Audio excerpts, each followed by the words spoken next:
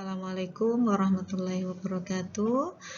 Untuk pembelajaran hari ini saya coba pakai video. Slide-nya juga sudah ada di Elita. Nanti video ini akan saya upload di YouTube saya. Kalau ada pertanyaan bisa di chat di kolom komen.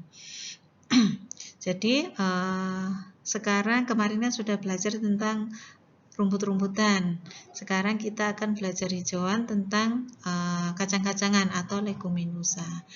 Sebelum masuk ke pembelajaran, tugas lagi. Jadi di leguminosa sama seperti dengan belajar di rumput kemarin, mencari 5 jenis legum, difoto, kemudian nama lokalnya apa, nama ilmiahnya apa. Kemudian ciri umum saja, nggak usah banyak-banyak, nggak usah sampai 10 atau 5, yang penting 2 saja cukup, yang penting kalian mudah untuk mengingatnya. Kuncinya di mana, kemudian kandungan nutriennya, hanya serat kasar dan protein kasar saja. Tapi disebutkan sumbernya dari mana, jangan dari blog, disebutkan sumber dari mana yang otentik. Tidak perlu semua kandungan nutrien disebutkan, cukup serat kasar dan protein saja. Lengkap tidak apa-apa, yang penting ada sumbernya, tapi yang menjadi poin utama adalah serat kasar dan protein kasar. Sama nanti akan saya bikinkan room untuk pengumpulan tugas. Kelas B dan C dikumpulkan hari Sabtu dan kelas A dikumpulkan hari Senin. Jamnya sama 23.59. Oke. Nah, ini pertanyaan pertama, kenapa sih kok leguminosa itu kandungan proteinnya jauh lebih tinggi dibandingkan rumput? Ini jawabannya karena leguminosa mempunyai kemampuan dalam mengikat unsur nitrogen dari udara bebas dengan bantuan bakteri Rhizobium yang hidup pada nodul-nodul akar, dan ini tidak dimiliki oleh rumput-rumputan. Namun rumput-rumputan memiliki kandungan serat kasar tinggi karena memiliki proses lignifikasi yang lebih cepat dan lebih banyak dibandingkan dengan leguminosa. Nah, ini pertama ada legum pohon. Mungkin sudah sering dilihat ya, ada legum gamal, Glirisedia sepium. Ini bisa tingginya sampai 10 meter, cepat tumbuh dan tahan kekeringan. Ini mampu bersaing dengan alang-alang. Alang-alang kan di daerah yang tidak banyak nutrisinya dia bisa hidup, dan gamal pun juga begitu, dia bisa bersaing dengan alang-alang ketika kandungan nutriennya sama-sama tidak banyak. Produksinya sekitar 1,1 ton bahan kering. Ya, ingat, bahan kering itu ketika produksi sudah dikeringkan, berarti ketika segar beratnya akan lebih banyak. Kita tahu bahwa hijauan ini memiliki kadar air sekitar 70-80%, sehingga ketika berat keringnya 1,1 ton, berarti berat segarnya mungkin bisa sampai 8,8 ton per hektar per tahun. Nah, kemudian sebelum diberikan kepada ternak perlu dilayukan. Semua hijauan seperti ini. Jadi tidak boleh diberikan ketika setelah ngarit langsung diberikan. Sebaiknya dilayukan. Hal ini agar aman buat ternak, biar ternak tidak racun atau mengalami gangguan pencernaan. Nah, ini kalau misalnya ngarit di pagi hari, dikasihnya di sore hari. Kalau misalnya ngaritnya sore, berarti ngasihnya di pagi hari. Kemudian ketika memberikan hijauan baru, legum yang biasanya belum pernah diberikan, misalnya sebelumnya hanya diberikan rumput, ini dikasih legum. Nah, ini perlu adaptasi. Makanan baru perlu diadaptasikan terlebih dahulu. Jadi cara adaptasinya bisa digunakan seperti ini. Ternak dilaparkan, nggak usah dikasih makan, nggak usah dikasih rumput. Nah, setelah keadaan lapar baru dikasihkan legum. Mau nggak mau ini akan dimakan. Jadi ketika lama-kelamaan akan suka, karena ini memang palatable sebenarnya untuk ternak. Tapi kalau untuk ternak yang baru ini memang harus dibiasakan. Kemudian ini bisa digunakan untuk ternak ruminansia, sapi dewasa ataupun ternak kambing domba. Perbandingan rumput dan gamal biasanya diberikan 70% rumput dan 30% gamal. Ini tidak boleh banyak-banyak. Ketika melebihi nanti akan beracun karena gamal ini mengandung antinutrisi tanin. Tanin ini ketika kelebihan akan mengikat protein ataupun kandungan nutrien yang lain seperti karbohidrat, lemak juga akan diikat. Ketika diikat berarti tidak bisa dicerna, sehingga langsung dikeluarkan oleh feses. Nah, ini tidak berguna kandungan nutrien yang ada di pakan. Namun kandungan tanin ini ketika dalam dosis yang bagus, dalam kondisi yang pas dosisnya ya, tidak kelebihan, ini membantu meningkatkan produktivitas ternak. Jadi meningkatkan bobot badan, mengurangi produksi metan. Selanjutnya ada lamtoro. Nah, lamtoro nama latinnya adalah Leucaena leucocephala. Nah, ini tingginya sampai 10 meter. Kemudian bisa untuk ternak kambing domba. Ini diberikan 50% saja. Jangan melebihi karena sama. Kalau di gamal tadi mengandung tanin, di lamtoro ini mengandung yang namanya mimosin. Mimosin ini berbahaya, mengganggu pertumbuhan, terutama ketika di ternak non-ruminansia ini akan bisa merontokkan bulu. Kemudian yang ketiga ada kaliandra, namanya Kaliandra calothyrsus. Nah, ini bunganya ada yang berwarna merah, ada yang berwarna putih. Ini bisa nih, biasa tumbuh pada tanah berstruktur ringan seperti pasir. Jadi kalau pasir kan karakteristiknya kandungan nutrien tidak banyak yang diserap sehingga banyak yang luntur. Tidak banyak nutrien yang tertahan di dalam tanah-tanah yang berpasir. Sehingga dalam kandungan nutrien yang sedikit, tanaman kaliandra bisa tumbuh dengan baik. Kemudian ini penggunaan kaliandra juga perlu dibatasi karena sama dengan gamal dia mengandung tanin. Tanin ini biasanya cirinya adalah pahit, getir gitu. Jika kalau misalnya lihat tanaman-tanaman yang rasanya pahit, oh ini taninnya banyak. Tapi dalam posisi dosis yang rendah, ini akan bermanfaat sekali karena bisa mengurangi ternak metan ruminansia sama meningkatkan produktivitas ternak ruminan. Saya lagi banyak penelitian terkait tanin, saponin, dan senyawa bioaktif untuk meningkatkan pertambahan bobot badan.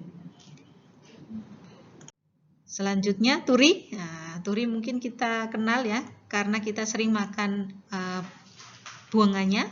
Ada bunga merah, ada bunga putih. Nah, ini ditambahkan di pecel. Biasanya jadi tambahan sayur pecel. Daunnya ini bisa digunakan sebagai makanan ternak. Ini daya adaptasi tanaman cukup baik, dapat tumbuh pada daerah berkapur serta tahan naungan.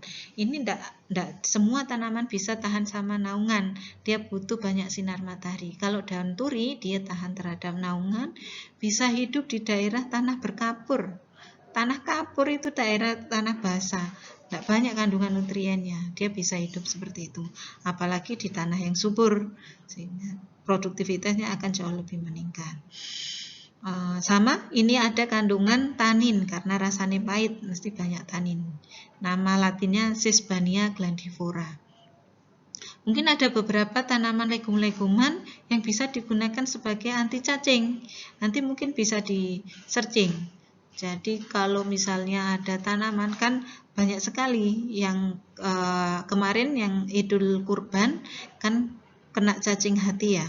Nah, bagaimana bisa mengurangi indikasi, bagaimana bisa mengurangi kasus cacing hati dengan suplementasi pakan. Coba cari legum-leguman yang bisa sebagai anti cacing, yang bisa digunakan sebagai pakan dan bisa digunakan sebagai obat cacing. Ini kalau dari segi nutrien, pertama bahan kering ya.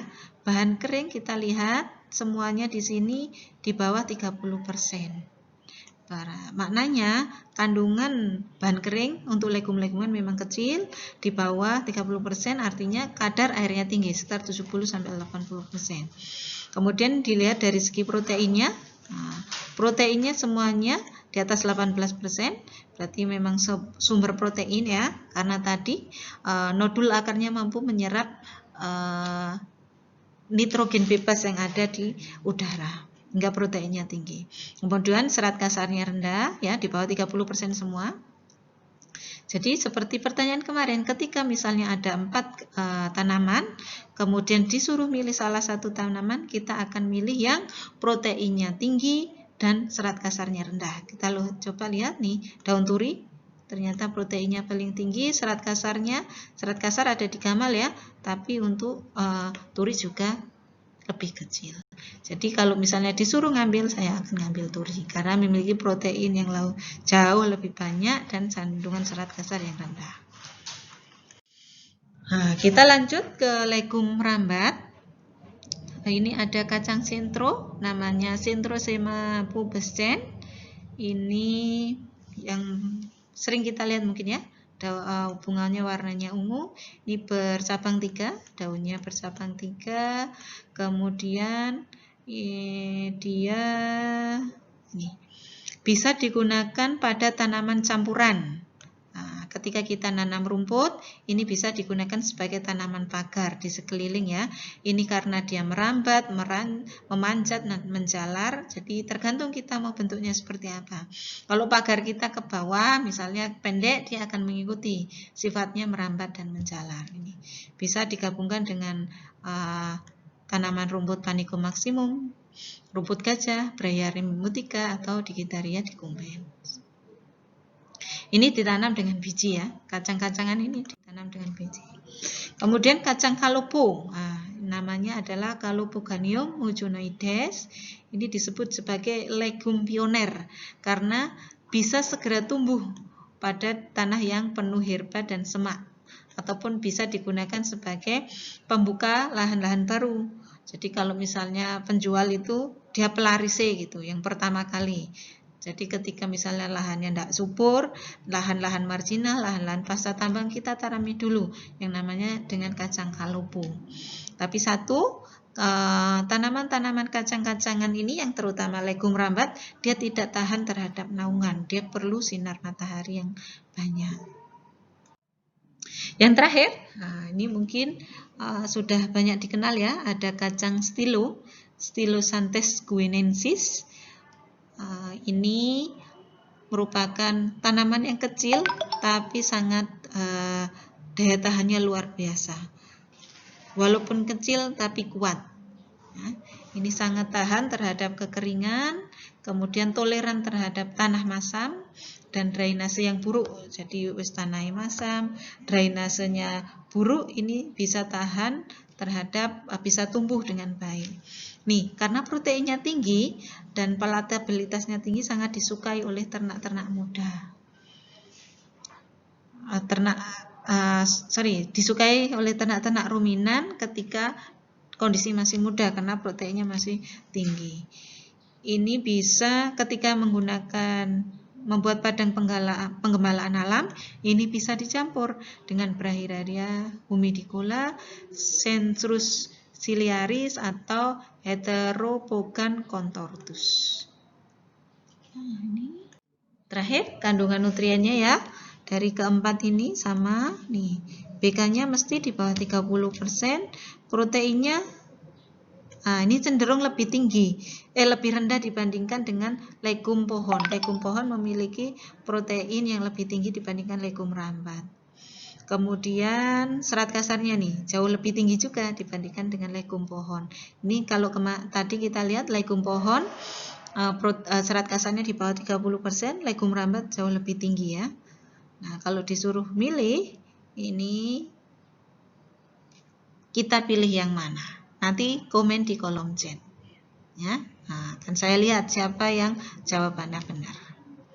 Oke, cukup sekian untuk mata kuliah tanaman pakan, pengenalan jenis legum. Jangan lupa tugasnya belajar mandiri, belajar melihat kondisi di alam, ketemu rumput apa, dan kira-kira kandungan nutriennya seperti apa. Terutama kalau di legum ya banyak senyawa bioaktif. Mungkin ditambahkan itu, ada kandungan senyawa bioaktif apa yang ada di legum tersebut. Nah, ini nanti legum itu nanti kalau misalnya bisa dicari, bisa dimanfaatkan untuk apa di ternak. Begitu. Jadi kadang disebut racun ketika itu berlebihan, tapi ketika kita menggunakannya lebih bijak, menggunakannya lebih pas dosisnya, itu akan jauh lebih bermanfaat untuk ternak dan untuk lingkungan.